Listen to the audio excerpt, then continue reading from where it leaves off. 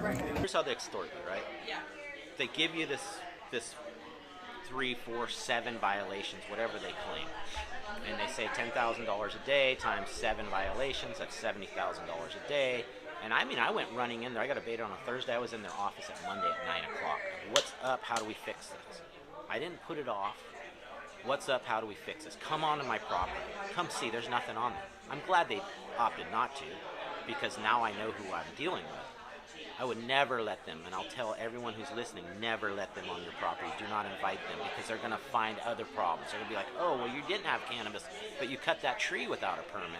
You built this without a, oh, you got too many cars. They're looking to hammer us. So don't ever let them on your property. Because if they could get on your property, they would have got a warrant. They didn't.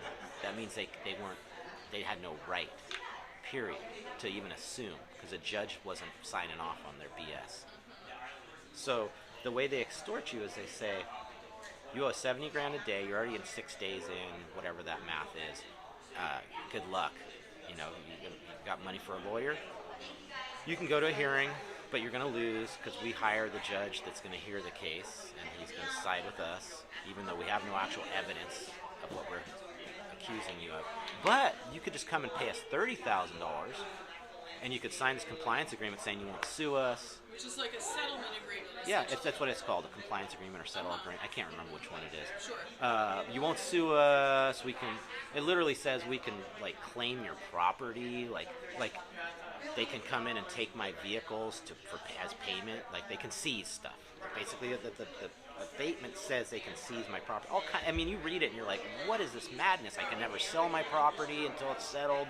I can never, can't get a loan, can't do nothing until I pay them and fix whatever they say I got to fix. Once I sign that, whether I'm in the right or wrong, whatever we agreed upon, I got to fix. So if it's, hey, you got to fix a grading violation, hey, you got to tear down that building, and I say, okay, I will, and here's $30,000, because that's what they asked me for in the beginning, pay us $30,000 and sign the settle agreement. Don't go to a hearing because you're going to lose. That's extortion, right? And most people did. They were like, here's your 30 grand. What do I got to do to fix it? Let's clean up shop. And 2 years later, we got it all taken care of and we're signed off. They got their 30 grand. That's extortion. That's the definition of extortion, right? On a government level. The problem is that they're not the mob, they're the government, right? And they're doing this with the money I paid them for my taxes. So it hurts. Mateel, my name is Maloney. I'll be emceeing and trying to direct traffic this evening, and keeping an order of who's going to be speaking at this really important town hall about the abatement program that the county went through. Good evening, ladies and gentlemen, everyone here at the Mateel. My name is Maloney. I'll be emceeing and trying to direct traffic this evening, and keeping an order of who's going to be speaking at this really important town hall about the abatement program that the county went through since 2018. Also want to remind everyone that they can listen live on Redheaded Black Belt on Facebook and also KMUD. And later folks can type in chat to KMUD News Facebook page, or they can call the KMUD phone line 707-923-3911. Want to give some big ups to the folks that were covering this issue since the get-go. Nicole Norris, Green Fused, Kim Kemp, of course, KMUD, and the Institute for Justice that finally really gave us some notes. So the Institute for Justice is a nonprofit public funded law firm in Washington. And we have with us tonight Josh House, who's going to speak first, and then we're going to hear from one of the plaintiffs, and then we're going to hear from Jared McLean. So I'm just going to hand this over to Josh, and folks can keep in mind that you can ask questions later. It'll be open to people at the Mateel here, and also at home via KMUD or Facebook. Thanks, Sue. I'm Josh House. I'm one of the attorneys on the lawsuit we're going to be talking about today. I want to say thanks to everyone for coming out. I know it's not easy for everybody to get here, so really appreciate you coming out. And the point of this really is to hear a lot of your stories, to take your questions. There will be a Q&A at the end, and we look forward to getting to know you, if not during the Q&A, then maybe after getting a chance to speak with you.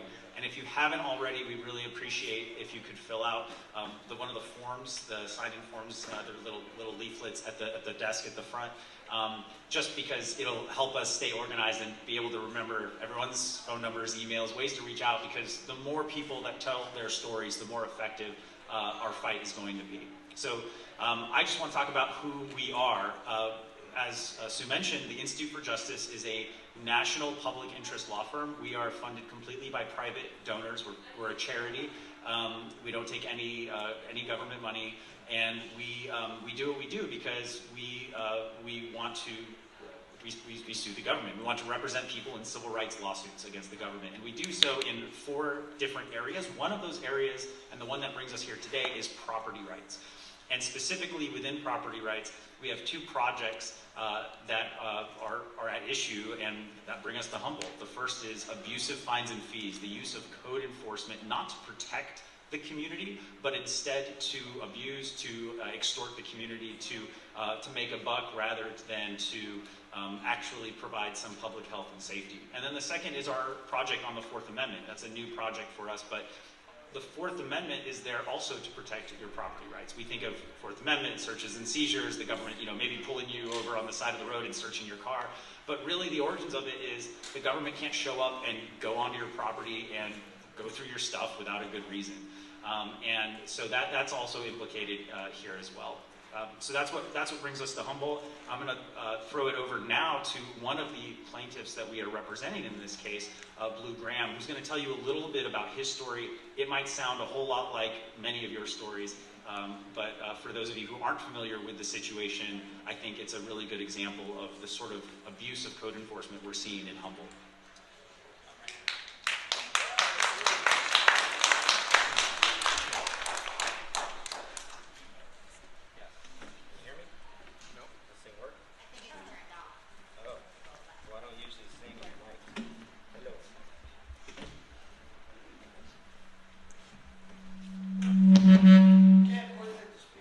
Sorry, I'm not in charge. So, yeah, we're all here, it sounds like, for the same reason of some sort or another. We've been experiencing some stuff in our own little fights, it seems like, all individually, by ourselves, with our letter pinned to our gates, and we go home and we go, what is this, and what can I do, and who do I contact, and we go through the system they want us to go through, which is each one of us dealing with them individually. So for everyone to gather in this room together means our voice just got way stronger. From day one, I always said that we should start a group or something where we're all in communication, so I know what you're doing to fight this fight, and you know what I'm doing to fight this fight. Maybe what I'm doing helps you fight your fight, and the county can't just steamroll us over one by one, which is what they've been doing to a lot of people. I was born here, close by, Leggett. Lived out in Bell Springs, Whale Gulch, where I live today. 50 years ago today, actually. It's my birthday. So, I grew up around here with police terrorizing our neighborhoods. And from a young age, learned that they need to have probable cause. They need to have a reason. They need to get a warrant. And they need to find you guilty before they can accuse you of something, right? So the sheriff's job is to investigate that, not county code enforcement. That would be the sheriff's job. And if they find reason to get a warrant to have a judge sign, then they show up. So when I got this abatement pinned to my gate saying I graded, I built structures, and I was cultivating illegally cannabis, I knew I wasn't. It's right here, come on up, check it out. The reason they pinned it to my gate is because they couldn't get a warrant, right?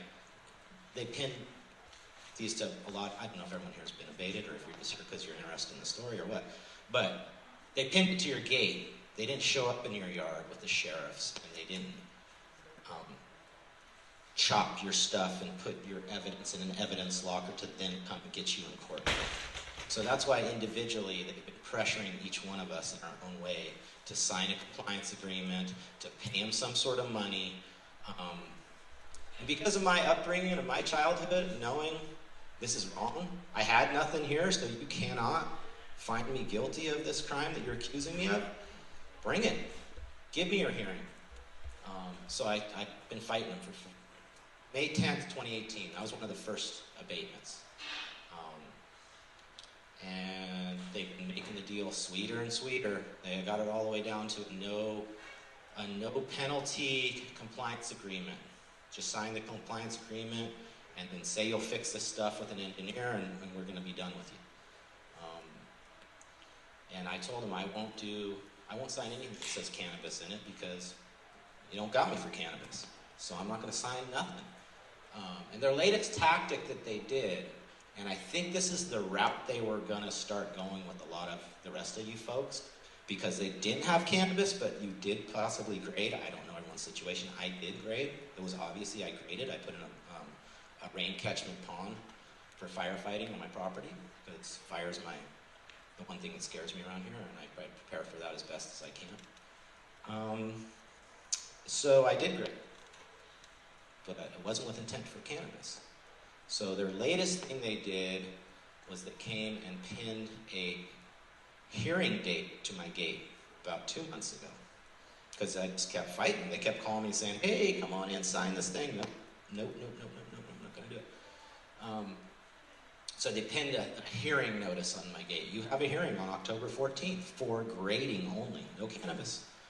And they restarted my fines to a $1,000 a day fine. So meaning they took away all those previous fines that they had hit me, millions of dollars, $10,000 a day times 3 times, I don't know, 4 years, 5 years, whatever it was. Now they're starting it over again at $1,000 a day with grading, because guess what? He did grade. So we're going to drop all that. Same case number. But it's kind of scary because it's a puppet court, right? It's the higher judge by them who's going to probably side with them, especially now that it's just grading. Well, you don't have proof of cannabis, so we will just take those words out of there, get them on grading. So I talked to them on the phone a little bit, and more than one of them told me, well, we don't want a hearing. We want to just come sign this no compliance agreement deal. So I contacted our supervisor, Michelle Bushnell, who had told me multiple times, hey, I can get you a meeting with John Ford. And I was kind of like, I don't like to use favors. You know, I've presented these guys with engineer letters, things like that for all this time. They wouldn't accept it, won't accept it. Warren Black, Bob Russell, the whole Brian Bowes, they're the stoppers, right? You do everything they ask, and then you try and get it to John Ford, so he goes, okay, let's clear this case. They do everything they can to keep it out of his hands. So I finally went to Michelle and said, look, they got me on this now. They're giving me a hearing, you know, when's this going to end? So she got me a meeting with the main guy. And he looked at what I had done, engineer report saying that the pond is holding good, this is quality work. They had cleared people for this way before. They just didn't want everyone to know. But they had cleared people with initial assessments from engineers saying the grading will hold, you're okay, and they've cleared it. So he looked at that and said, no, we're taking care of this today. And he went and they got me to get an application for a retroactive grading permit that day. We submitted it with a letter from my engineer. They cleared it that day. I presented them this information in 2019. And they charged me administrative fees only of $3,700. And I said, why so much? My friend did this years ago for $600. Oh, well, it's all the time we had to meet with your lawyers. So every time my lawyer met and said, hey, look, you got a letter from the engineer. No, we're not going to accept that. They're charging me and you and everyone else. Their lawyers talk to them. And these guys are getting paid with our tax dollars, remember. They actually are on salary. Our tax dollars pay. I mean, I'm interested in knowing, out of everyone who got a beta, which I think is over 600 people, how much money we pay in taxes. Because I own a couple properties. I pay over $8,000 I owe them this year in property taxes. If we add that back up, that's a lot of money. And that's a big voice. And we should be able to say we don't want our money spent that way. I don't want to get spied on. I want my Fourth Amendment rights protected, that I can be secure in my home and not be worried about you looking at me determining what I'm doing with my money and then fining me for it. So, you know, that's we got to let them know. And I know there's a lot more people than showed up today, and it's a nice crowd, but I know there's a lot more people listening. We gotta get together And we got to start making our voices heard as one, not as a bunch of individuals who are fighting them on our own little fights. We got to fight them as one voice and let them know. We're not chumps, right? Like, we're not. We are community citizens of this community. Tax-paying, working citizens of this community that have built these communities. My mom sitting right here, she came with some of the first money ever and donated it to buy the original Fireman's Hall Mateel right here. The one that burnt down, the insurance money, and a lot more fundraising at this building we're in right now. So these folks here that started the Whale Gulch community, the Salmon Creek community, and the Alder Points and the Harris and the Belt Springs, and all these communities, solid community members, those are the ones who got baited, right? Not cool, you know? Instead of working to get through this financial crisis, our whole community's in, and build community, they're tearing us apart. So this is going to bring us together, because we all have a common fight right now, and it's this fight against the county, unfortunately. None of us have time or money for this kind of stuff, or energy. But, you know, it is what it is, and thanks you guys for being here today.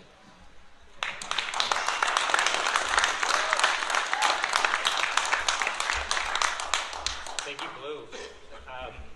Yeah, so I'm Jared McLean. I'm like Josh, I'm an attorney at the Institute for Justice, and on October 7th, we filed a class action lawsuit against the county and to put a stop to the abatement program.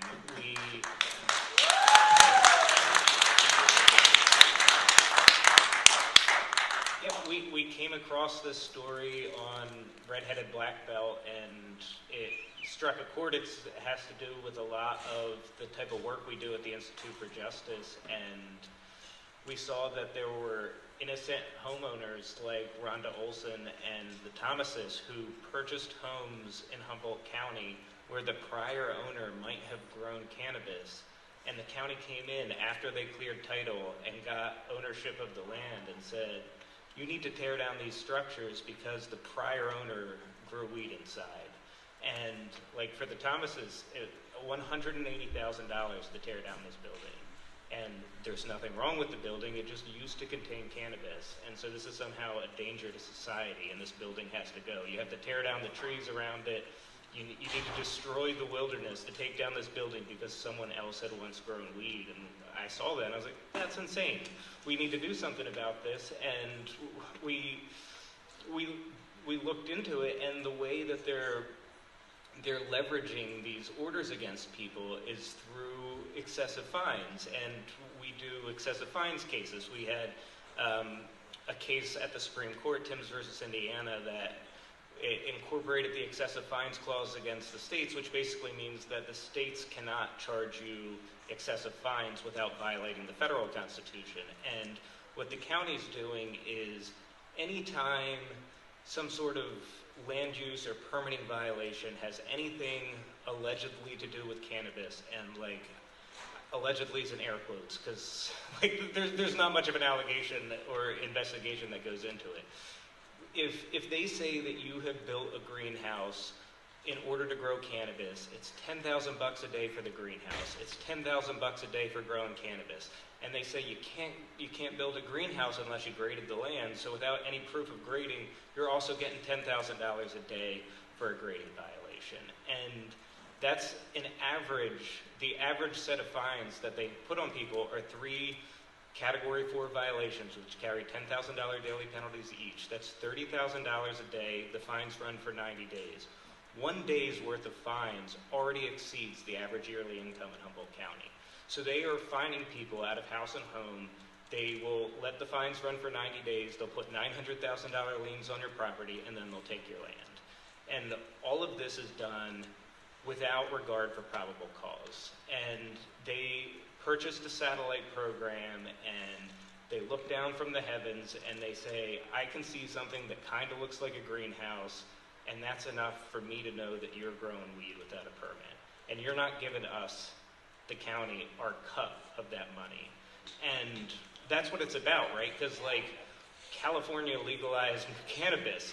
You people, like, it's not about breaking a criminal law, it's about not paying the county its cut. And in order to make sure that they're getting every permitting dollar that they can out of cannabis, they're putting these extortive fines over people's heads and pressuring them into settlements. And that is the purpose of the program. And we know that that is the purpose of the program because if you try to fight the fines, they do not give you your day in court. Blu, who just spoke, he waited 4.5 years. The county would call up and say, "Are you sure you want a hearing? You could just sign the settlement agreement instead." And Blu would say, "Yes, I want a hearing." And they'd just go away for another 9 months or a year. Then they'd come back, "Are you sure you want a hearing?" And this whole time, there's fines running on his property and there's fines hanging over his head. And the other thing that they do with these fines to extort you into settlements is they rolled out the Safe Home program, which I'm sure a lot of you know about. And they say, "We know that everyone in Humboldt has been building buildings on their property without permits for decades. So come out of the dark. You have 5 years of amnesty where you can get a retroactive permit without facing any penalties or fines, except if you're facing an abatement order. And we're not going to give you any permits for your property unless you settle your abatement case." And so Blu had a greenhouse on his property, and Blu owns a restaurant, and Blu has like all of the paperwork done to grow vegetables for his restaurant. But they said, "We know you're not just growing asparagus in that greenhouse. This is Humboldt County. If you have a greenhouse, you're growing weed, and you need to pay us the cut." And Blu said, "That's not the case. Give me my hearing." And they wouldn't give him the hearing. And he was like, "Okay, I need a permit for my house through the Safe Home program." So he went in, he applies for his home permit, and code enforcement told him, "We are not giving you a permit for your house until you settle your abatement case." They gave me a permit. Oh. 2 years later, they said, "Ooh, whoops, take that away from me." They also gave me, I tore down my greenhouses, and then I went and got a permit for I said, "What is it, an ag exempt permit? What do I need?" They gave me the permit to put my greenhouse up.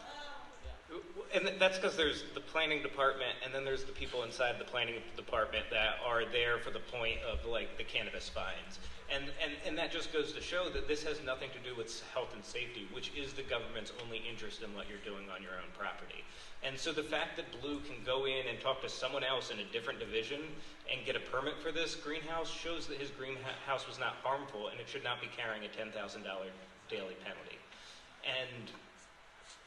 And like I said, they're doing this all without probable cause. They're not inspecting your land. They're just doing sweeps with the satellite program. They're levying the fines. They're scaring the hell out of people, and they're saying, "Pay us some money and we'll go away." And so we filed a class action lawsuit on behalf of all the people who have been abated, asked for their hearing, and not received one.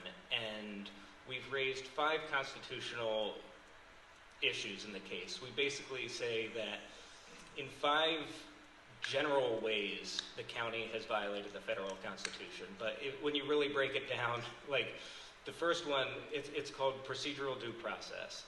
When the government accuses you of something, you have a right to be heard. You have a right to a meaningful opportunity to be heard. And the way they've designed this program is, one, you don't get heard at all, so it can't be meaningful. But they've structured the appeal system in a way that even if you are heard, it's not meaningful. They are accusing you without probable cause, and they post a notice in the newspaper to tell all of your neighbors that you have grown cannabis without a permit based on no proof that that's the case. And then that you appeal, they don't give you a hearing. You send images to show that there's no cannabis in your greenhouse. You tear down your greenhouse to show that the greenhouse is gone. They don't care that there's no proof of a violation. They will not dismiss the penalties.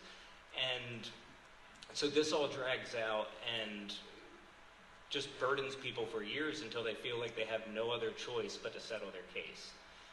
And that lack of process in itself violates the Constitution.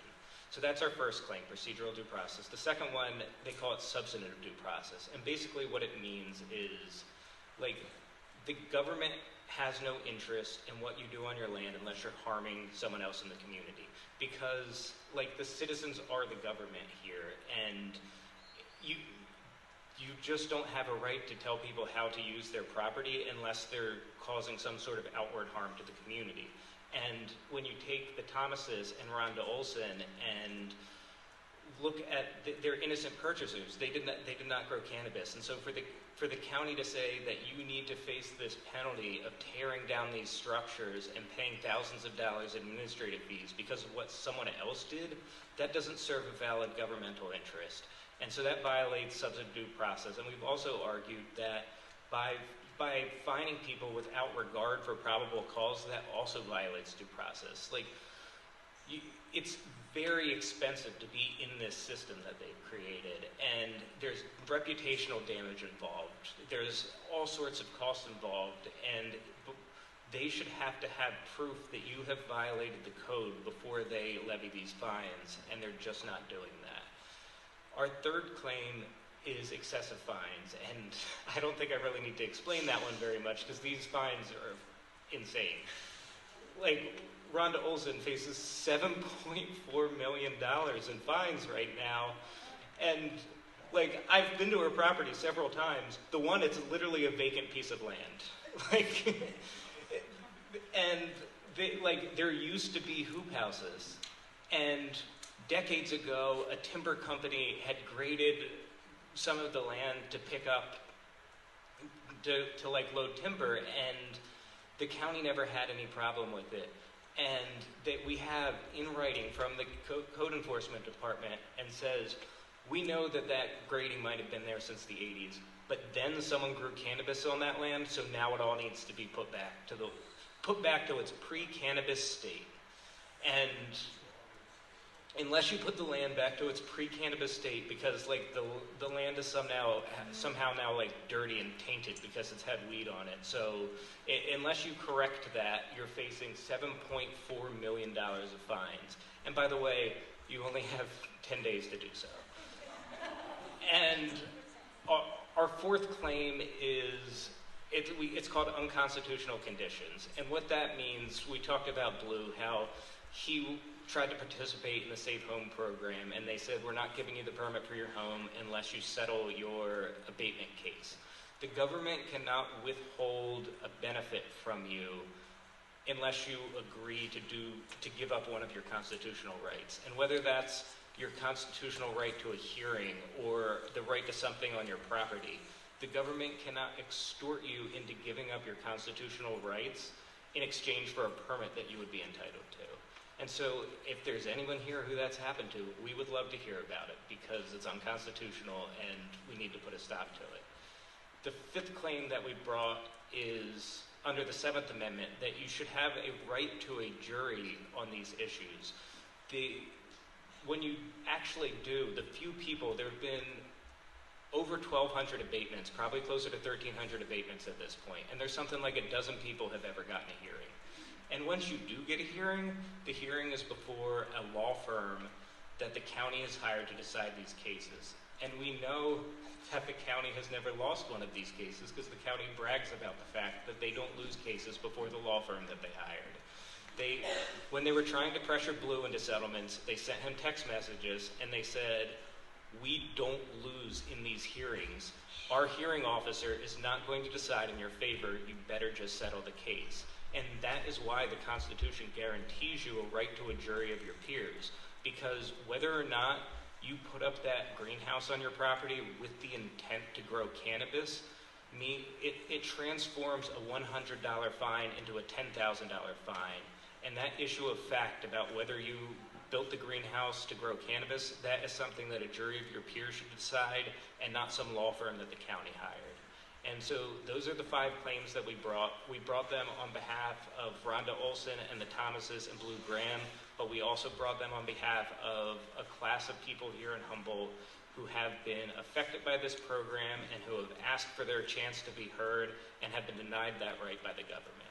And like the government, we always say the government works for you guys. Literally, you guys are the government. They're just your representatives, and they should be working for you and not trying to extract as much money as they can out of the community under this question.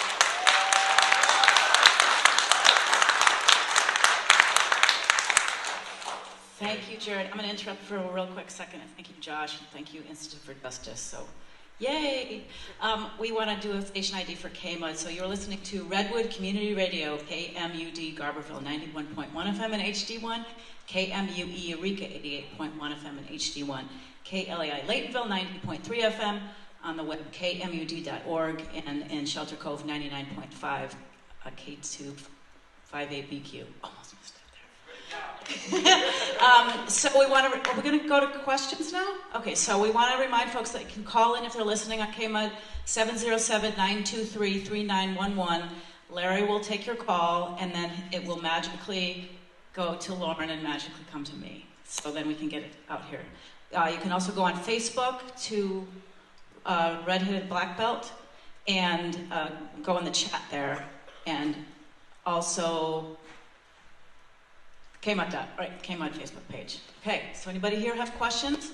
Oh, also, please refrain from profanities. We know that you may be mildly perturbed about this whole thing, mildly upset, but please do not swear, or else we'll have Lauren to cut you off. Do you want to have a question? Oh, and also, please feel free to sign up about, give the Institute for Justice your information so they can be in touch with you if you think you have a situation where they would like to hear that. The people who instituted these rules... Speak in the mic, please. The people who instituted these rules and laws and regulations mostly do just extort money from people. When will they be facing criminal charges?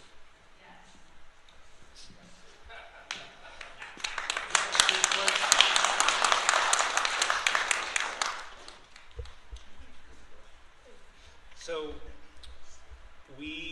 criminal charges can only be brought by the government and the county's prosecutor's office or the Department of Justice. We are nonprofit lawyers, and the best that we can do is try to hold the county civilly accountable. And so we filed a civil lawsuit to try to have the federal court declare that what they did was unconstitutional and say that they can't do it anymore, but we do not have the power to enforce the criminal law.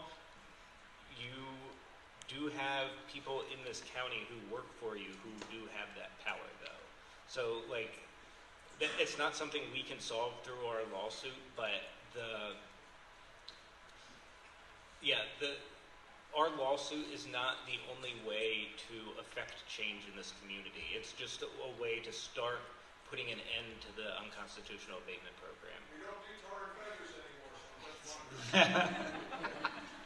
We can get really loud though as one voice and let our supervisors know and that we're not happy. We're not happy. Remember, we're on the radio, folks. Yeah, so stand by. Say it again. Oh, I was just saying that we can start getting loud, and all speak up as one loud voice. Like I said earlier, one loud tax-paying base. Where if we do the math, it probably pays their whole salary for a year in the county building department. And let them know we're not happy. And they're going to have to start listening. Anybody else? Hi, Jared. Institute for Justice, thank you so much. You're just we're here feeling like we're being attacked, wondering why we're here, wondering why we live in America. It's unbelievable, completely unbelievable. They're not just trying to settle a problem for the land, for our community. What they're trying to do is embezzle money and murder people and steal their property. And it sounds like I'm being dramatic, but I'm not even close to meeting or saying what they're doing. So I know of people that have been abated, senior citizens, not much money, that have had heart attacks. I know of one person that had a heart attack and died. I have a tenant that had a heart attack. My husband had a heart attack. This is insane. This is not about just stealing money, as bad as that is. It's not about ruining lives. It's not about, stealing people's property.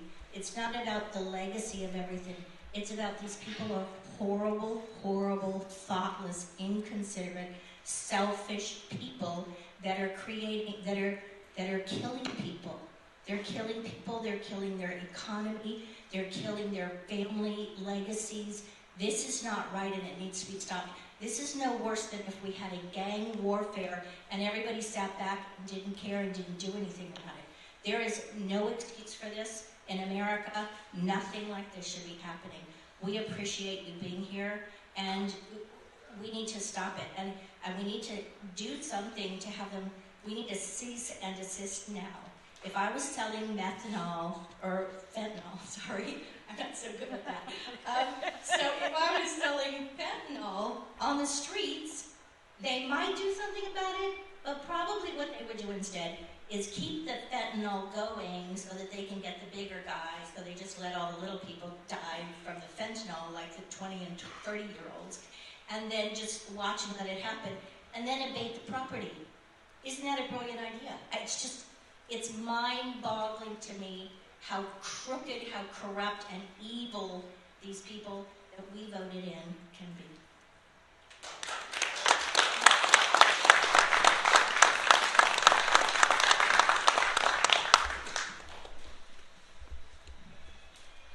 So I was curious if it does end up being unconstitutional, are they going to return the fees that we all paid?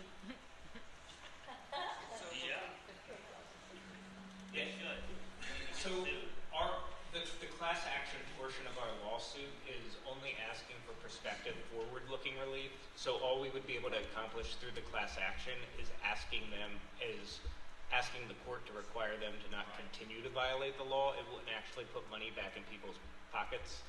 There are avenues for doing that through state court at this point, but it's not something that we can accomplish through our lawsuit.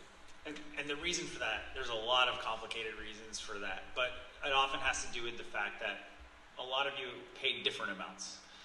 Everyone has sort of a unique story, and it's really hard to generalize how much someone's out of pocket. Some people are out of pocket, tens of thousands. Some people maybe just a few hundred in fees that they had. So it's not like we would not love to do a class action to get everyone back, but it's legally very complicated to have to adjust for a massive class of people how much each person paid.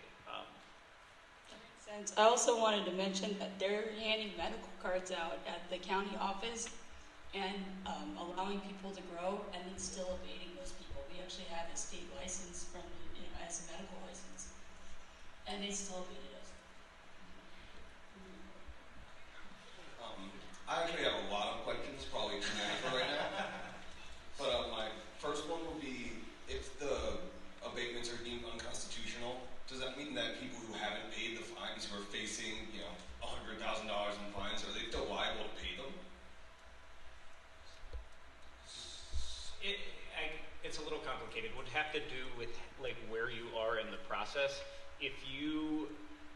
Because as you know, and it's something I should have mentioned before, but part of the reason this is unconstitutional is because when you try to exercise your right to appeal, the fines just keep adding up.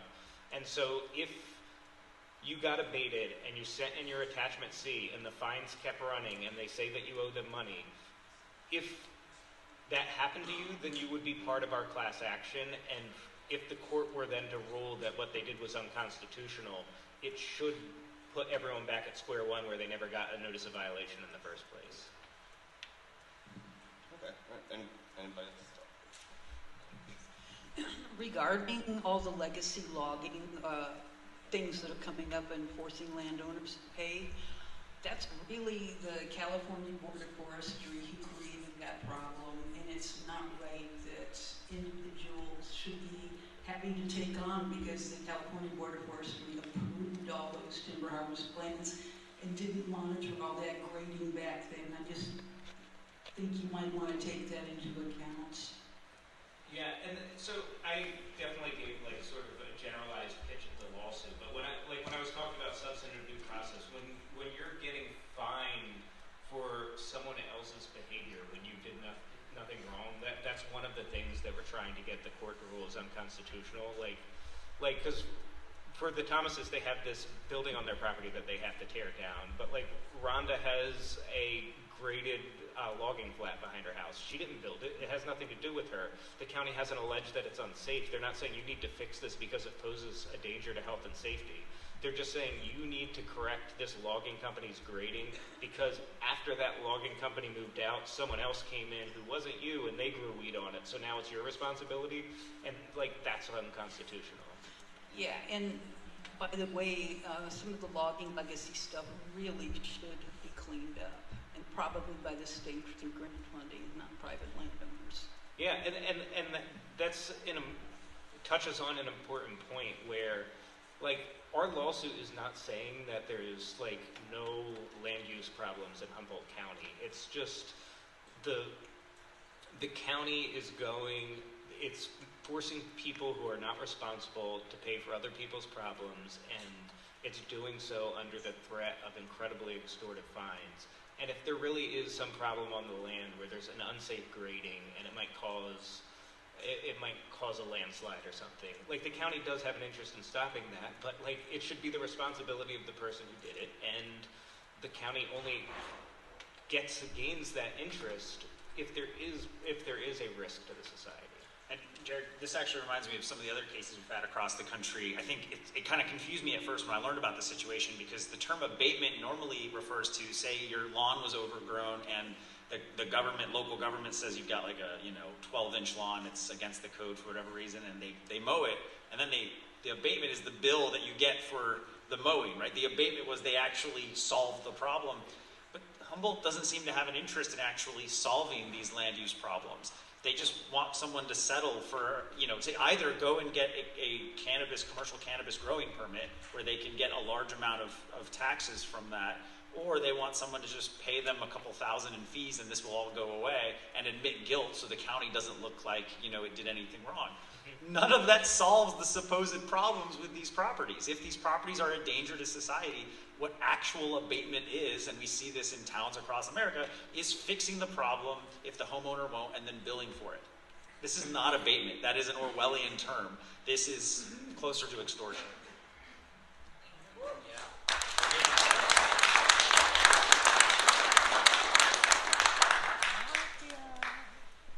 On the face of it, it just seems like a colossally bad idea. I'm wondering, was there like a planner one in the county that was like checking out Google Earth and thought, hey, let's just try and send out some abatements and see what happens? Or does anyone know how that some really bad idea got started? Oh, it's directly in response to legalization. In that year, legalization was voted for in November 2016. And it didn't take effect until January of 2018. So that gave the counties throughout the state 13 months to pass laws in response to legalization to sort of set up a legal regime. And so all through the summer and the fall, the county was passing ordinances to like set the tax rate and the permitting process. But while it was doing that, it also created this, like they had the carrot of, like you can come in through this permitting process, and then they had the stick where if you don't go in through the permitting process, and we suspect for a second that you're growing weed without going through that process, we are going to whack you with these fines. And it's a direct response to legalization and trying to force people. They say that they're trying to like stop illegal growth, but they're doing it without regard for any probable cause that people were growing in the first place. So it's really just a low cost way for them to get money out of you by either going through the permitting process or paying them a settlement agreement and then the administrative costs that so like this was cooked up and like they bragged about it. They've gotten awards for this system that they created and how creative they were as a county in punishing their own citizens. So yeah, it's a long way of saying that this is all tied to cannabis, but it at the same time has nothing to do with cannabis because they're punishing many people who are not growing cannabis illegally.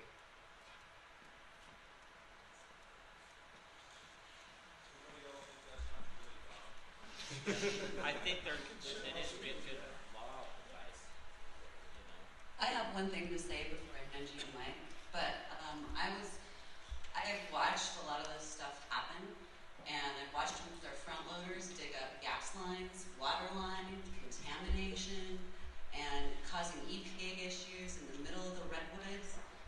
want to know how come these people are not trained, and I want to know what we can do about it as citizens, and I hope maybe you guys have some resources for us, because they could have caught both sides of the fire, like both sides of the Redwoods, Richardson Grove and the Avenue of the Giants, and we could have lost all of that with their bad behavior. They're ill-trained, and if they can't be held responsible for their bad choices, this is never going to change. If they take out our checkbook that we've given them in tax dollars and write people a check, who's learning anything? This is about power, and this is about them taking 4 generations of men who kept cannabis, a plant, alive for years and years, and now they're still paying the price? They've battled enough. I'm not from here, but I've been here for 15 years, and this is absolutely disgusting. These people are honorable, honest, sweet human beings, and they've affected the entire world. And this is how we're thanking them. And we're taking away their ability to make money. And I am absolutely beside myself because I want to help. I just don't know how. But if they're not responsible for the EPA issues they're causing and burying people's trash, like turning their yards into trash and burying it, if they're not going to be called to be responsible for their bad, horrible behavior, who's going to change anything? Yeah, thank you for your question. I mean, Jared mentioned earlier that this lawsuit doesn't mean that every single property in Humboldt is completely up to code, right?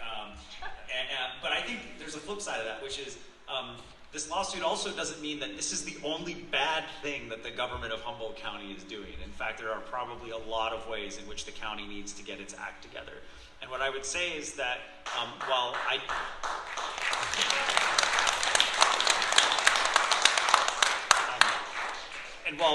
we are not experts in a lot of the issues that you brought up, I think hopefully this lawsuit, in addition to just bringing an end to these practices, will also bring people together and show them that they can, either in the court of law or the court of public opinion or in the electoral process, in the political process, actually come together like we are today and affect some change in those other ways as well. So hopefully this all can be not only successful in stopping but also in the county, but also successful as an educational tool.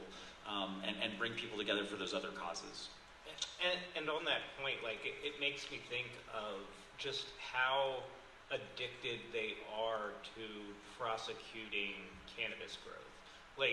It's been big business for years. They bragged about the millions that they brought in from you guys in permitting fees, and then the millions that they brought in administrative fees and their fines and their settlement agreements, and that money's just getting dumped back into more enforcement. They're not using it to help the community. They're using the enforcement proceeds to do more enforcement, and it's not good government. It's not something that our lawsuit can solve. But these things as you point, they're definitely related, and it's not for a shortage of funds because we know how much money they brag about bringing in through cannabis, and they're using that money to fly military helicopters over your properties to make sure you're not growing weed? That's not where the money should be going. But it's not something our lawsuit can fix, but you as citizens can fix it because ultimately you're the decision makers here.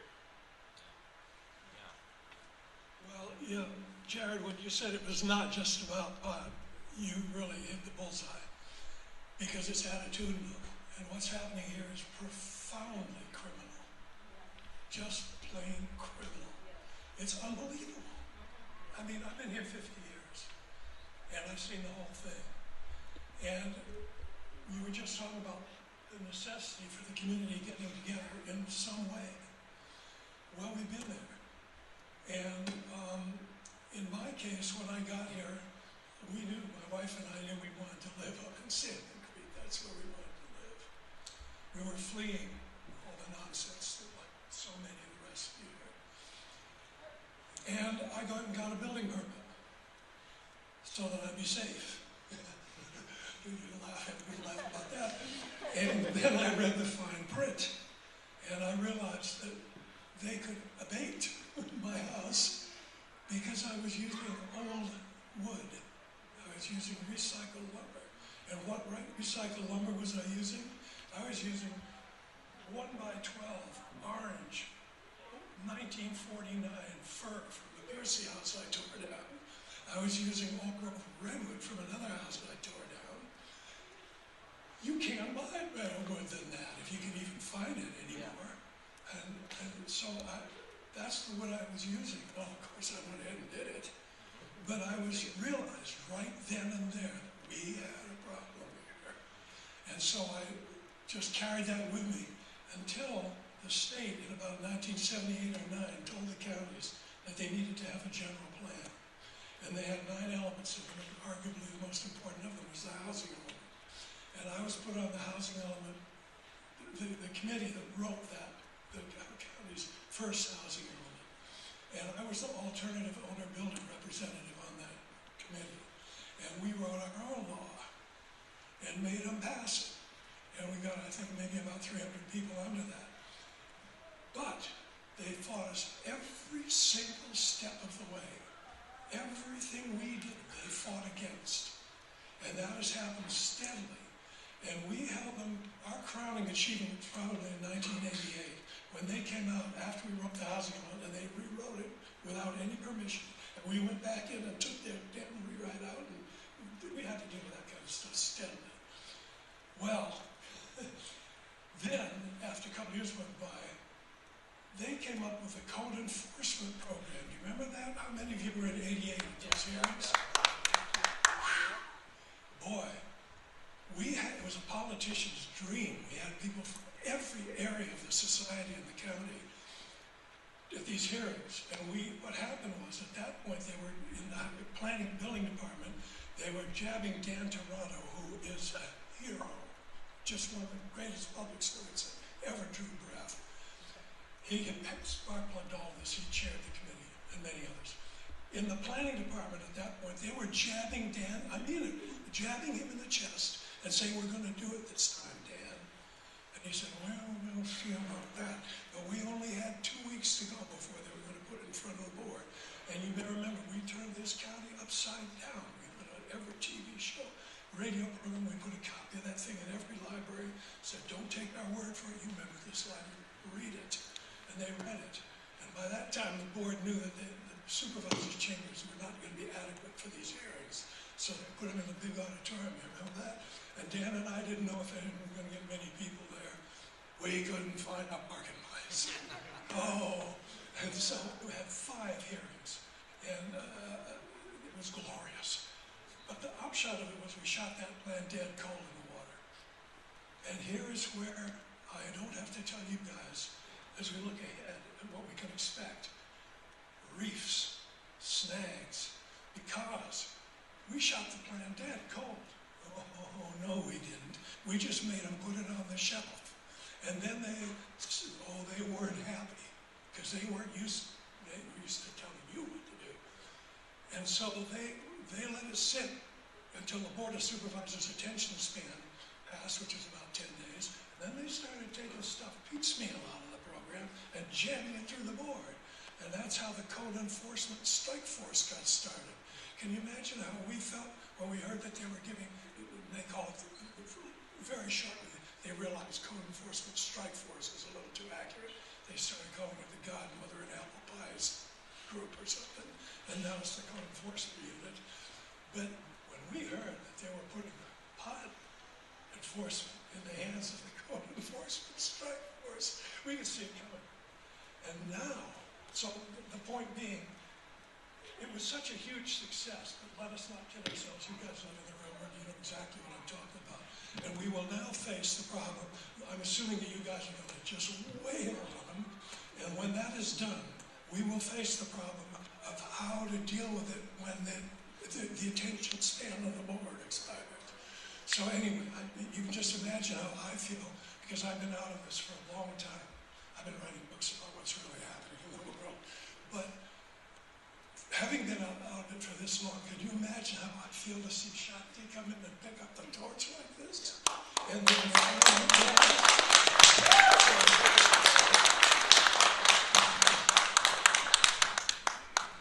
so Jack Harrar was a wonderful person, a wonderful teacher. Anybody remember old Jack Harrar, how hemp can save the ozone from global warming. He's definitely with us here today, talking about the rights to that. When I went to Mr. Black's office and I said, I read the abatement notices, $10,000 a day fine for an outdoor toilet without a fan. And he said, oh, you could just, the big growers could just pay that amount and just keep on growing.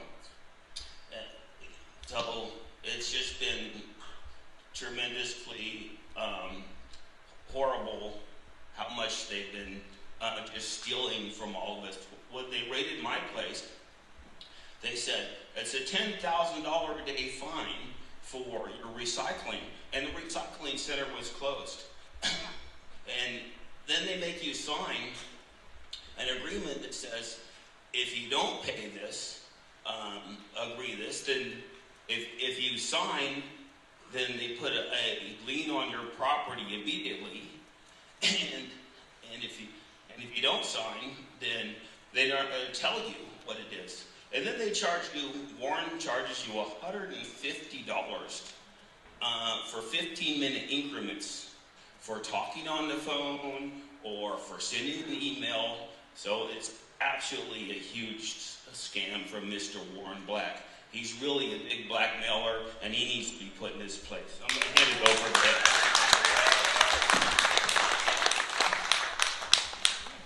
You heard it here first. This isn't, my first question isn't specifically about cannabis. It's about the code enforcement laws, and I have a recent personal experience. I received letters from code enforcement claiming that on a rental property that I own, that there was hazardous materials there, and I needed to contact them, and that there was also inoperable vehicles and junk vehicles and waste. And when I contacted them by phone, they claimed that they had sent me this based on someone that had complained. And I asked who, and they said, well, we can't tell you that. And I said, is this person, how did this person come up with the idea that I have hazardous materials? I worked in hazardous materials industry for more than a decade, so I'm very familiar with hazardous materials issues. And they said, well, you can allow a county inspector to come on your property. And I said, no, I'm not going to allow a county inspector to come on my property because somebody made an assertion that seems to me that it's a violation of the Fourth Amendment. And they still haven't given me a way, other than having a county inspection, that I can get away from this accusation that I have hazardous materials that need something. But they don't tell me which hazardous material, because that determines what you have to do. And they don't tell me anything. The amount. They don't even know the difference between an actual spill and a de minimis spill, if there were to be a de minimis spill. The woman on the phone's going, it seems to me the code enforcement department needs attention from you folks, because the entire premise is against the constitutional protections of the Fourth Amendment. So that's my first statement. The second one is a question about cannabis. I have a very close friend who went legal, has a full license from the county, full license from the state. Because of the collapse in the cannabis industry, he's decided that he will get out of the cannabis business. And he's concerned about the fact that the county may, because he has been growing cannabis in a shed that had an ag-exempt permit, that they're going to, he's concerned because of these kinds of stories that we've heard here tonight, that if something was associated with cannabis, then it has to be removed. Do you know anything about whether, you know, a permitted structure is going to be allowed to remain, or whether the county can actually force its removal, which would be environmentally totally ridiculous. So those two issues are of concern to me. That's one of the reasons I came today. I guess just starting with your second question, like, we can't give specific legal advice without, like, talking to someone directly and but like, just speaking at a general level, my understanding of how the Humboldt County Code works is the hook that they have on most of these abatement cases is that there was no permit in the first place. I can't say one way or another how they would treat someone if the structure was permitted. And to your first point, I think that, like, when we say this isn't about cannabis, that's what we mean, because it seems what you're describing follows the same MO, right? It's they are making an accusation without probable cause and trying to use it as a hook to get onto your property. And we know they don't have probable cause because if they did, they could get onto your property without your permission. They could just go ask a magistrate to sign a warrant. And then they bring this accusation against you without probable cause, and there's no way for you to get out because the only way to get out is to let them on your property, and they have no right to come on your property. And so they've set up this system where from the get-go, and that's why we're trying to establish in the federal court that they can't bring these accusations against people without probable cause in the first place. And if we can set a precedent that requires them to do so, it's not limited to cannabis cases. Code enforcement, just because they're a civil enforcement unit rather than the cops, that doesn't mean that they should be able to skirt the Constitution and hook people into their system unless they have solid proof that they've done something to violate the code. So, I'm an old school realtor here for a long time, a little background. But we went to a meeting with the supervisors a few months ago where they were trying to tear down a perfectly wonderful building that was being donated to Salmon Creek Fire Department. It did get shut down. A lot of public comment did help. And, but one of the things they said was, oh, you know, this building, you know, you couldn't even drive into it. We talked about this a lot. At any rate, don't let anyone from the county tell you that you have to tear down a building that could pass AOB. It's one thing if it couldn't pass AOB, it's not defensible by CAL FIRE or any kind of argument like that they want to make. But the AOB that Peter and our buddies and all came up with is still in place. I had a thing with the county that I won. They were trying to go after note holders and we shut them down. But John Ford told me, well, you know, I can legally assume that every greenhouse in Humboldt County has marijuana in it. And I said, with all due respect, you cannot do that, and you know it. And he didn't have a comeback for what it's worth. I could go on for about a half an hour, so I'm going to spare all of you. But I wondered if it would be wise to, a couple of things. One, with the getting rid of permits, and they're saying that if anything that was used strictly for cannabis has to be gotten rid of. And that means water systems, ponds. Is there some way you could fight that? And, you know, because CAL FIRE, they want those ponds. And unless it's an egregiously built pond, it's a valuable, valuable resource. And they're saying, oh, well, that water tank was used. Oh, we have to get rid of that one. Are you kidding me? That's sheer lunacy beyond comprehension. So if there's anything you can do, you know, as a sidebar to, you know, get them on that, it'd be appreciated. But one of the big questions I had, and I'll yield here, is a lot of times political groups or action committees or whatever you want form a real group, like a taxpayers association, you know, like the Humboldt County Taxpayers Association for free, blah, blah, blah, you know. And literally, does that help to develop a coalition that people can partake in and that could possibly grow and be considered as, like Blu said, a single voice shouting out. And I'll shut up. It's not easy for me. Thank you. Bless you all.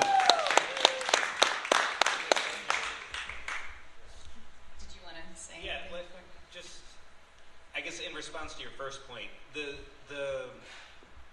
if we are able to succeed in our lawsuit, what you're describing falls within that substantive due process and the excessive fines. Because if they're saying because you had cannabis on this land and the cannabis touched the water or whatever it is, everything that they're requiring you to do in response to that accusation is part of the punishment.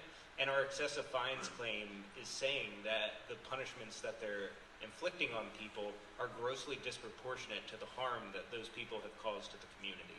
And so if you had a greenhouse and they don't have any proof that, like, the way you were growing cannabis caused runoff or something that was damaging the stream, and they're just saying anything that touched it has to go, without any ability to show that you were causing harm to the community, and the cost that they're inflicting on you is grossly disproportionate to the harm that you have caused to society, then it is unconstitutional. And like, should we be able to prevail in our lawsuit on our excessive fines claim and our substantive due process claims, it should be able to help people regardless of the issue that they're being abated for, whether it's a like baseless accusation of hazardous waste or some other violation of the code.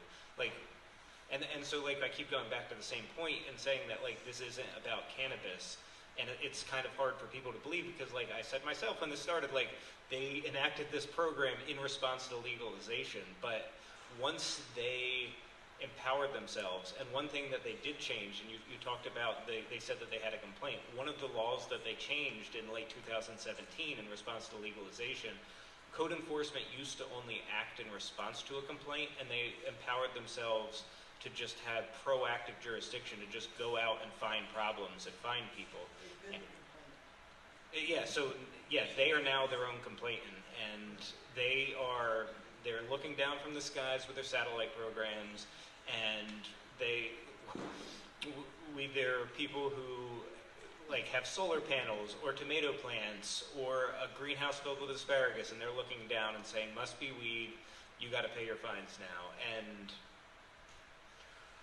all of it, like whether they're doing it for hazardous waste or for a junkyard or for like recycling on your property, whatever it is, the same principles of law apply, and the punishment can't exceed the harm that you've caused to the community. And if you haven't caused any harm to the community, then they have no interest in finding you in the first place.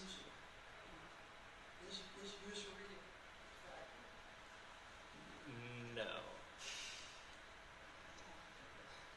Hi, I want to thank you guys for coming to Humboldt County. I know we've been talking for about three years now. You guys have heard my story. Shakti's heard my story. My name's Mariah Miranda, and I'm actually a local school counselor. And my husband and I were abated 3.5 years ago. We had no cannabis on our property, but we're pretty sure that we fell into the safe homes amnesty trap. Went in there, they said, hey, you know, what's the slope of your driveway, and have you registered your spring? Went over to the computer, waiting for a building inspector to come out and sign off on the cabin, and we entered abatement hell. And how many of you have been in abatement hell? It's a personal, horrific experience. You feel like you're all alone, nobody's listening. We've had our own experiences with Warren Black, and it has been the most horrific nightmare of our entire life. So to make a long story short, we were abated for a graded flat from 50-year-old legacy logging. We showed proof to Warren Black that we had no cannabis on our property, and he ghosted us. We ended up doing an entire forest restoration program. We're financially devastated by that process. We owe our lender, you know, hundreds of thousands of dollars now for that, and we have 1.5 years to pay it, or we're going to lose the family land. So we, though, got signed off by John Ford. We were one of the lucky ones because I ranted and raved at another town hall meeting, and he tried to silence me, looked over things, said, oh, gee, we made a mistake. Come to find out more recently, he went back, told Warren Black to write a letter to us to withdraw our abatement, and he never did it. He did it, but he left it in his drafts, and he never sent it. And that was discovered because there is a piece of John Ford that's an ethical guy. I challenged him to do an internal investigation. He did it. He found it, said, have you ever seen this letter? Never seen the letter in my life. And then The follow-up meeting, county council showed up, said we did nothing wrong. This is the end of the conversation. We're done here. So here we are, right? So we're not going to be part of this lawsuit, right? Because our case is technically closed, but it's really not closed. The nightmare is still alive and well. We're still at risk of losing our land, and it is just awful. Recently, I was reading a book, because I do like to do that, and I came across the term called institutional betrayal.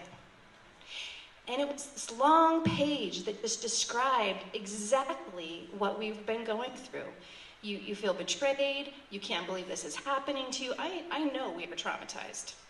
And I know that we're also not the only ones here. So I'm just grateful that we have, we're uniting our voices. And I just think that all of our stories do matter, and we're really not alone. But it's not over. And so my question, though, is this immunity issue. I'm really stuck on immunity. They have this immunity. Warren Black, taunted my husband. Oh, people want to beat my ASS. I know I'm not allowed to cuss, but he said that. And but I'm bulletproof. I mean, that is just really an abuse of power. So what's this lawsuit going to do for these kind of things? This immunity that they have. I mean, it's a weaponized department.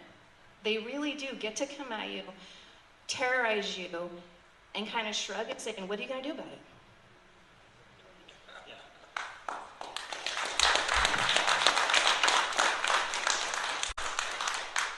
Yeah, so, and I'm sorry to hear your story, and obviously, and everyone else's.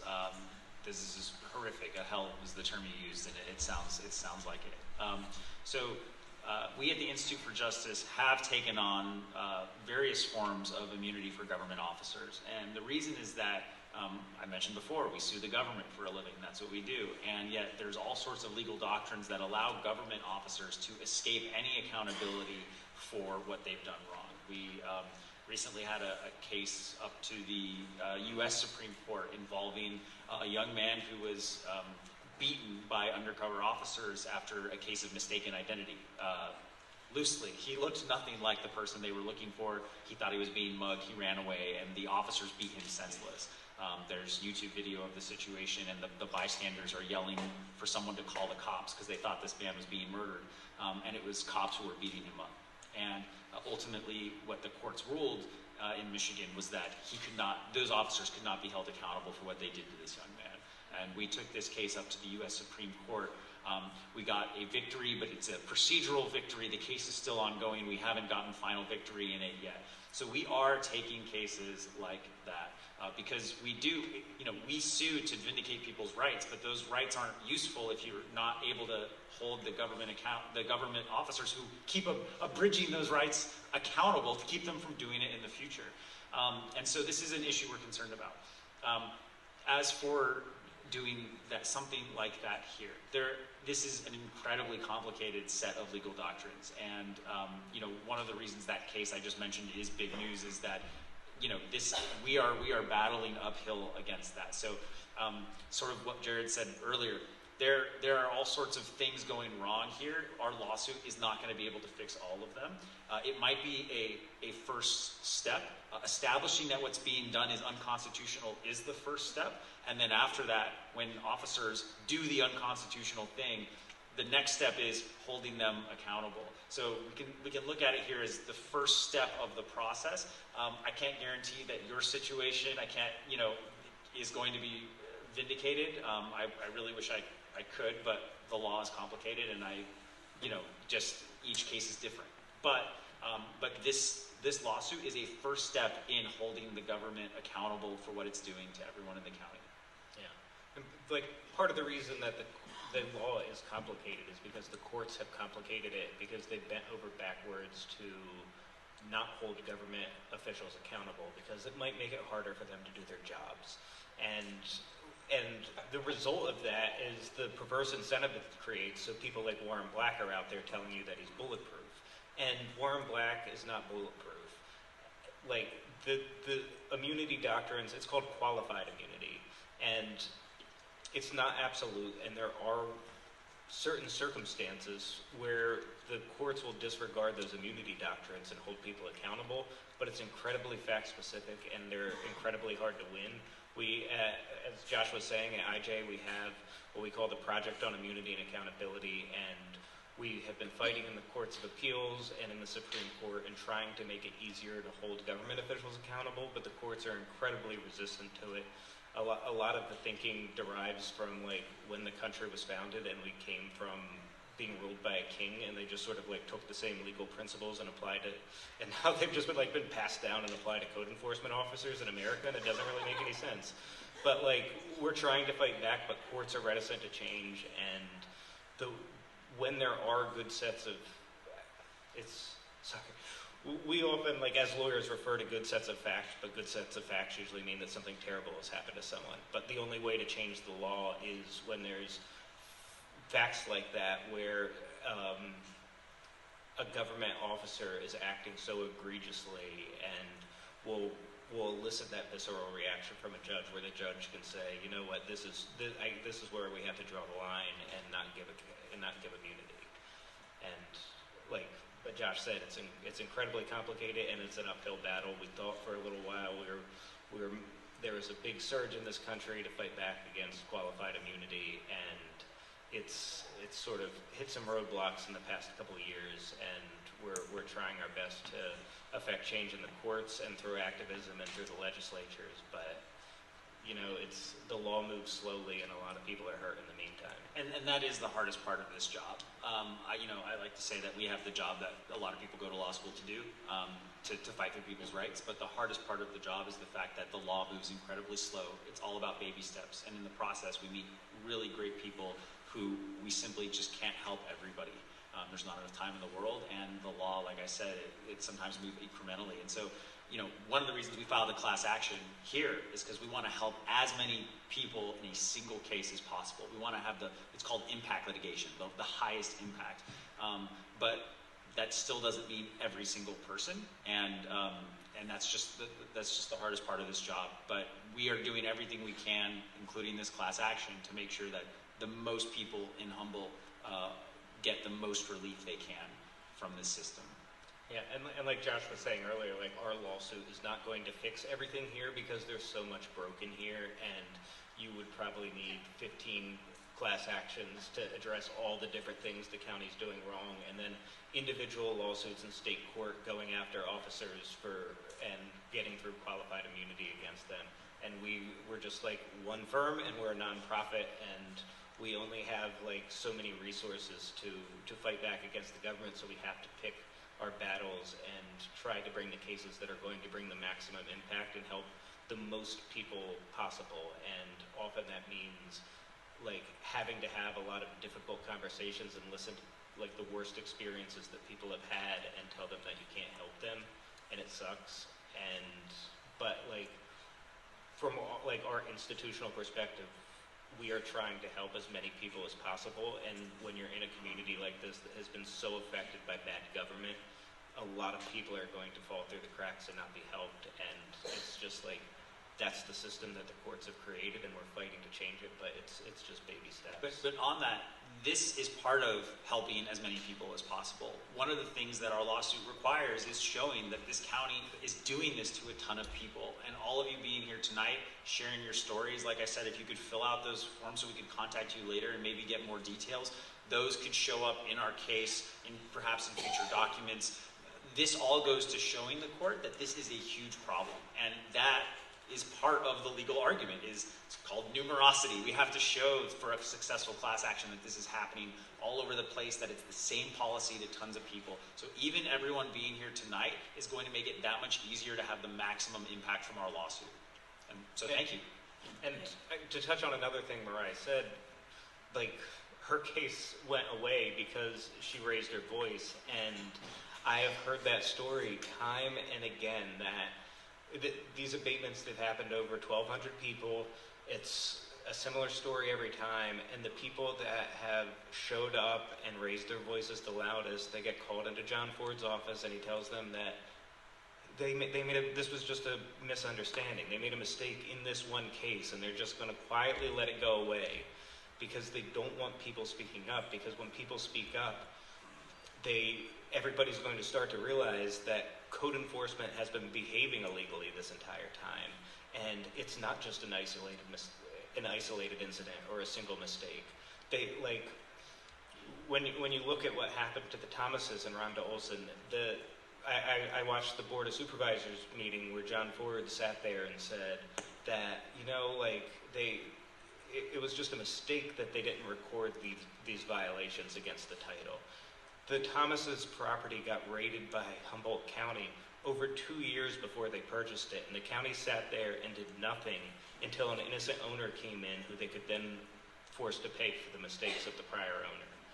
That's lying in wait. That's these aren't innocent mistakes. They're not isolated incidents, and the people who have stood up have been swept under the rug, but it's happened to a lot of people, and that's why we're having a town hall like this, so people can come forward and share their stories, and we can listen to them, and we can try to see the different ways that the county has been harming people and see if there's anything we can do about it. And I think we're getting close to Yeah, time. Really quick, I'd like to say that if any of you didn't get a chance to speak, please do come up to us after. We'd love to talk to you. We'd love to meet you, in addition to filling out those forms where we could contact you at a time that's more convenient. But please feel free to come talk to us and continue enjoying the food. Yeah, so we can continue this after 8 o'clock, but we are going to stop it at 8. In the meantime, I want to remind folks that ij.org/Humboldt is a way to reach IJ.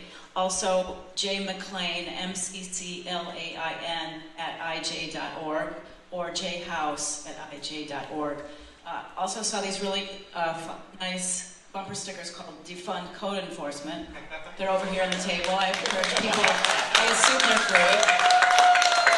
We want to make sure that the Mateel gets some kudos for hosting us here. One way to support the Mateel is to become a member. There are envelopes over here. And yeah, please feel free to stick around. I do have a question from someone from the radio, and they wanted to know, this question was, if I was abated and I settled it with the county and didn't request a hearing, does that make me ineligible for the lawsuit? It makes you not part of the class action. Depending on the facts of the specific person's case, there are circumstances where if you, like the unconstitutional conditions doctrine that I was talking about, where if you were extorted into signing a settlement because the county was trying to withhold some other constitutional right for you, there's a chance that you had a claim that could be brought as part of our lawsuit. But if you signed a settlement agreement and waived your right to your hearing, you're not going to be part of that class where you don't have to do anything and you can just sit back and just be part of the class action. But again, the main thrust of our lawsuit is to stop this whole enforcement policy going forward. And so a victory for our class will mean a victory, in essence, for many people who aren't technically even part of the class. And we've talked a lot about how you can all band together and try to create change in your community. And one thing that we hope that our lawsuit can accomplish is if a federal judge has stepped up and said, these county officials in their code enforcement unit have violated the Constitution in a litany of ways, that will hopefully give you guys some leverage to affect some change in your county government.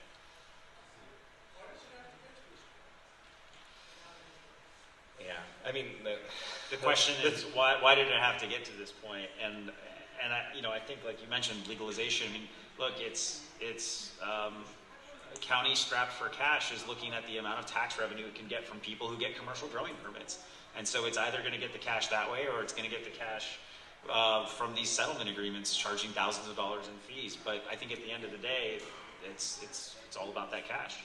Yeah. And we've seen it elsewhere in the country too after legalization. It's like the crop was viewed as this illicit product for so long, and governments have grown so accustomed to being able to profit off of it that now that it's legal, they still treat it like it's an illicit product, and they're still showing up with long rifles, and they're still showing up with military helicopters when it's a legal crop. And it's going to take a lot of effort to get these law enforcement officers to unlearn the decades of the war on drugs. Was there another question? touch on that. I think we have some more questions from the online. Two online questions and Ed Jensen, so attorney wanted to make that. I just want to point the finger up. Yeah. I just want to make a quick point because I remember this, but a lot of people might not. I think it was 2016, 2017. They posted these flyers up from the county saying, hey, you know, apply for your permit, or by this date, I think it was December 31st, 2017, 2016, something like that, or else the mystery, what's going to happen, or else, I don't know. And a lot of people are like, yeah, whatever, ignored it or whatever. May 10th is when I got abated, 2018. So that was the or else. And so they gave you two options. Go legal or else. But what about the third option? Or maybe you just weren't doing it or didn't do it or weren't going to do it anymore because the timeline changed. They didn't take that into account. They just abate. It doesn't matter whether you are or aren't doing it. You didn't go the legal route, so it's or else for everyone else, whatever you're doing. I just want to point that out because they put those posters up, kind of saying, hey, go legal or else. So just wanted to make people aware of that. Great point, Blu. Thank you so much. And thank you so much, you guys, for being here. You're just a breath of fresh air for everyone here, I'm sure. Let's give them a round of applause, please. It's so rare for a community like ours that's economically disenfranchised, like we have been. It seems strategically for us to have a law firm of their caliber on our team. Okay, so I got a couple questions from folks online, and Ed Jensen has a statement that he'd like me to read. The first question from our Redheaded Black Belt listeners is, what do you suggest for people to do now who have unpermitted structures with the Safe Home program set to expire? The horror stories of the county's fines and never-ending regulation creates a situation where no one wants to subject themselves to this rogue county love for hard-earned money, especially those on fixed income. So what do you suggest for people who have unpermitted? I'll take this just as I'm technically a California lawyer, so I can give some amount of legal advice. But the legal advice is going to be very boring, which is going to be, there's no real easy answers, right? Like if you need an inspection to get a building up to code, then you need an inspection to get it up to code. And if that means that you're going to have government officers, you know, walking around on your property and looking for excuses to write you up, there's sort of like, it's a little bit of a catch-22. And so all I can say is, if you want the building, it has to be up to code. You might need that inspection, and I'm sorry if some particular ill effects follow from that. Now, ideally, if we win our case, they're not going to be able to have as much leverage to write up, you know, nonsense things as cannabis related and make what could be, say, a $500 fine into a $10,000 fine. That's a big difference. I mean, I'm sure that if the government showed up to my house, they'd find some small things to write me up for, a couple $100, I'd fix them, whatever. But to get millions of dollars in fines because of some code enforcement violations is absolutely ridiculous. Yeah, and I'll add, just from the perspective of our case, having outstanding permitting violations is what has most often given the government a hook to come in with these excessive fines. And I understand the fear people have and the distrust that they have for the government, but that's the leverage that they've used to get into these cases in the first place. Yeah, absolutely. I've noticed that as well in the law office. Okay, so the second question from our Redheaded Black Belt viewers. People who have sold their property have had to foreclose when the previous owner bailed on the purchase when they got a notice of violation from the county. The county now is putting whatever burden was left behind by the previous owner onto the new owner. What can the person who foreclosed do? Did that? I think if I understand the question correctly, there was like a foreclosure or maybe like a lien or something at the property at one time, and now the property has switched hands. And if that's the case, again, that's similar to what we've seen across the county. It's similar to what's happened to our client, the Thomases and Rhonda Olson. And what I would say is, this is exactly what we're trying to stop. Please reach out to us. Maybe we'll add you to the to our lawsuit.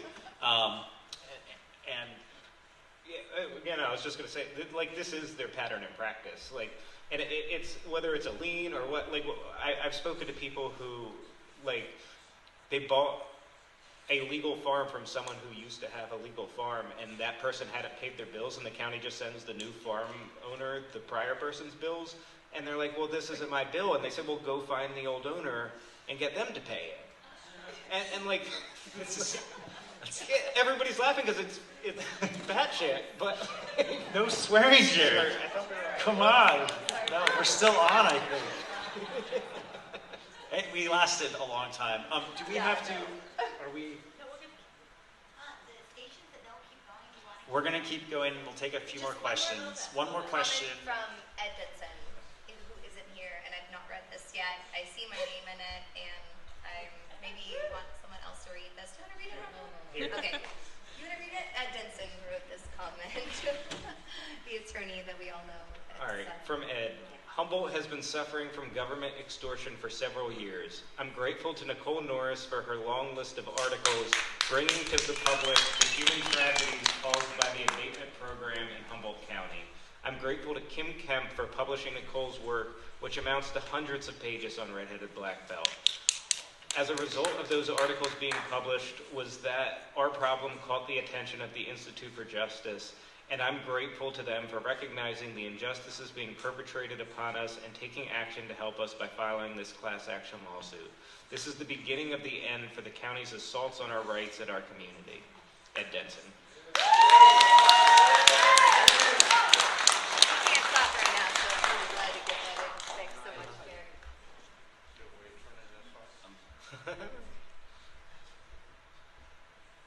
You want this one?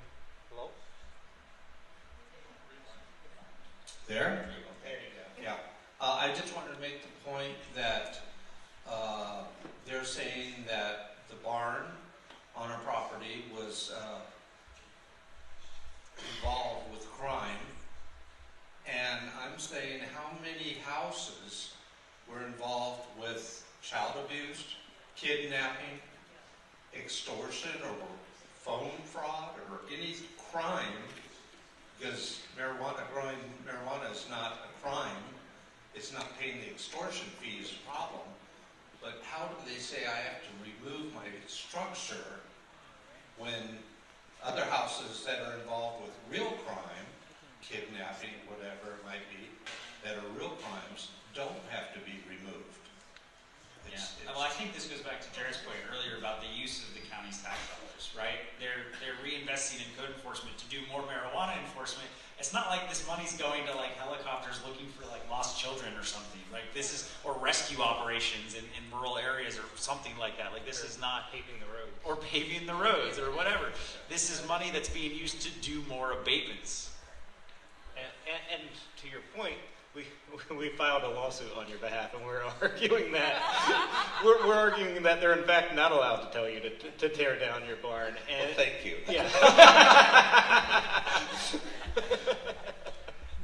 wanted everybody. Yeah, no, but that your point is well taken, because you're like making you tear down the barn is purely punitive. It's just punishment, and like it's unconstitutional, one, because they're punishing you for someone else's actions, but it's also unconstitutional because it's disproportionate to the harm that they're alleging. And like you're supposed to pay $180 grand and remove a perfectly good building and tear down perfectly good old growth trees just because a code violation was committed inside of a building. Like, it doesn't make any sense, and it's unconstitutional. I think there was a question in the back over to the right. I was just hoping that you could you use the mic?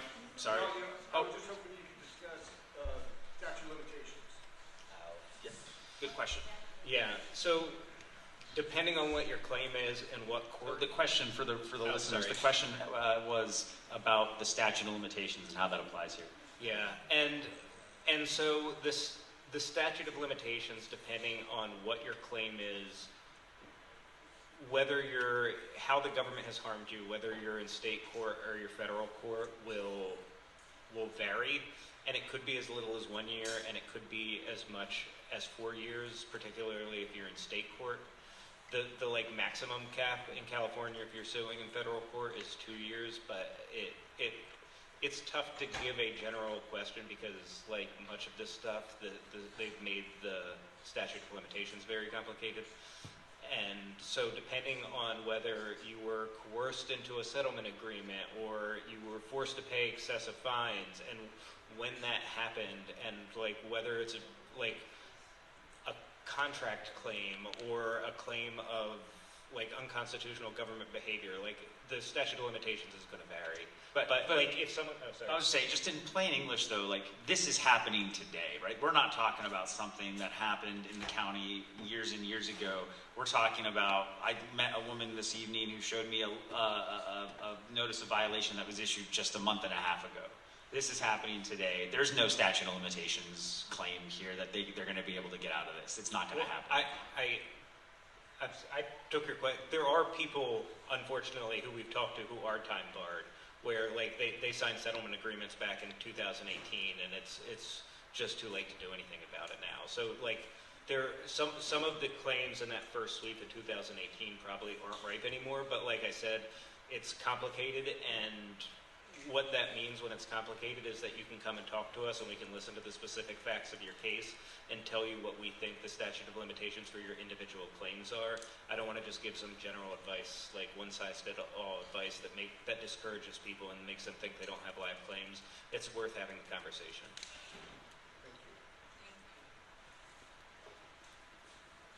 Anyone else before we wrap up? Yeah. You guys hear me? Yeah. Hey, I just want to thank you for being here. Our community's having a really difficult time right now, and we all really appreciate you taking up the fight. Between the rollout of the abatement program and the cannabis permitting program in the county, thousands of families and people's lives have been affected and destroyed or changed forever. And thousands of people have also lost their way to make a revenue, make a living, and that has had an enormous trickle-down effect in our community. And we're not sure whether the people at the county level are just they don't understand what we're telling them. They don't hear, or they have alternative motives. We're not sure. And thank you for helping us trying to rein them in.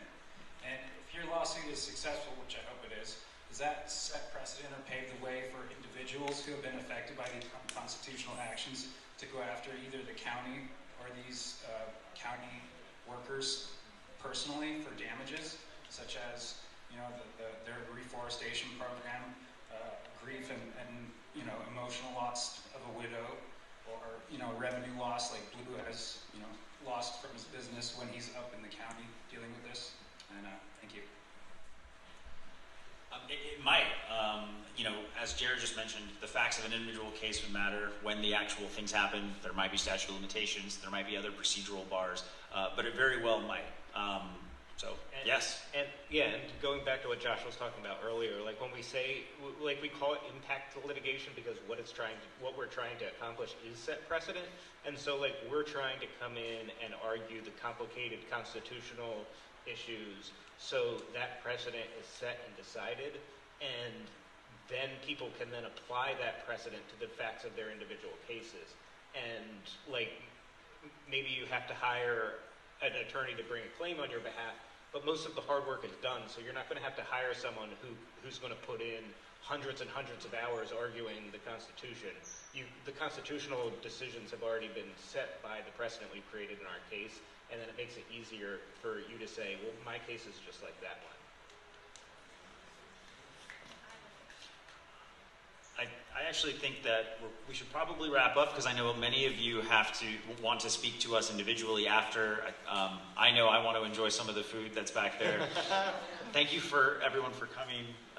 And is Sue around too? Oh, no. I just want to say thanks to the Mateel again, and thanks also to the Institute for Justice once again for coming here and taking on this lawsuit, but also providing us food. Also thanks to the Lost Frenchmen for the yummy food.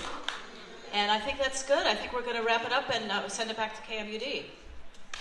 Yeah, I just like to, sorry, I didn't get to thank everyone. I'd like to thank you all for being here today and sharing your stories. Thanks to everyone who spoke, who asked questions. Thank you to our clients for coming out. Thank you to the Mateel Center for giving us a generous price on this building. Lost Frenchman for serving you all food. Like, this is a community effort, and it makes us all feel a little more empowered to be here together, I think. Thank you.